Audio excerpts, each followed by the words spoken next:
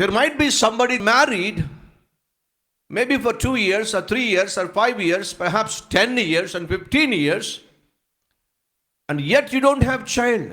And people call you a barren woman. The same thing is happening in the life of even Hannah. Of course, in the Bible you see many women who were called to be barren, not for lifetime, but for some time. Brothers and sisters, there is a time for God's visitation. There is a time God's blessing that's going to come upon you. There is a time that is set apart to bless you and to make you a blessing. But don't lose your hope, don't lose your faith, because look at Abraham. When God chose Abraham, he was 75 years.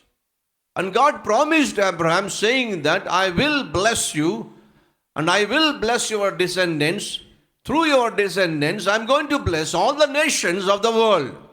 I will bless you. And you will have children. And Abraham trusted God, but though he trusted God, but answer was not too close. 1 year passed, 2 years passed, 5 years passed, and 10 years passed, and 15 years passed, and 20 years passed. If you were in the position or in the place of Abraham, will you trust God? Can you keep trusting God in spite you don't receive any answer, any clue from God? 20 years passed. And yet God says, I'm going to bless you. 24 years, no child. Abraham and Sarah, they trusted God. They waited for God's answer. All that they wanted is a promised son. That's it. They got everything. One fine day, God comes and says, you shall receive great blessing. Abraham says, Lord, whatever blessing I received from you, whatever blessing I receive from you, end of the day, my servant is going to inherit everything. Day by day, I am becoming a childless. Where is the promised son? My servant and his children will take care of all my properties. They will become the inheritance of my properties. God says, no, Abraham. By this time, next year, you shall have a son, and you shall name him Isaac. And God gave that promise.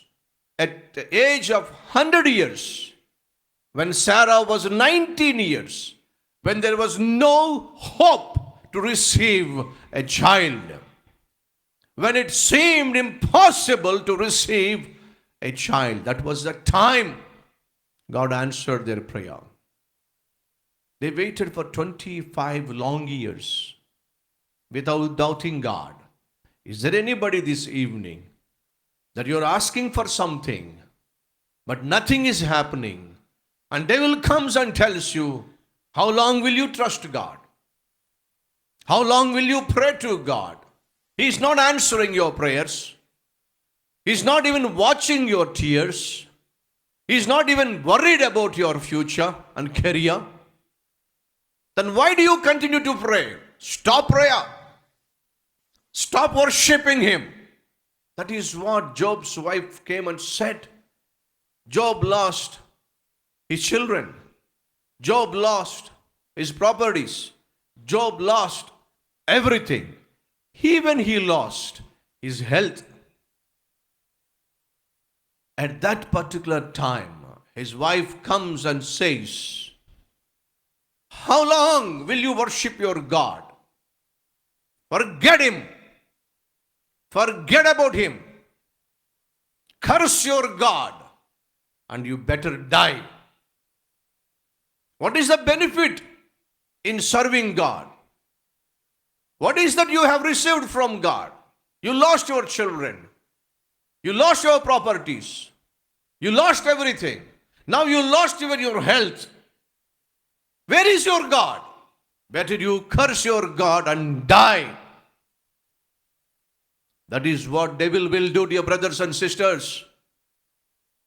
If there is anybody being tempted by devil, being troubled by devil, in this way, let me tell you, our forefathers who have gone through the same path, they have remained faithful to God, and they stood on the promise of God, and they proved that their God is living and He is almighty and He is the one who will fulfill all the promises that He has given to His children. Not even one promise was failed in their lives.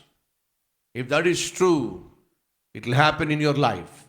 All that you have to do, trust and keep praying and keep trusting and keep hoping in your God.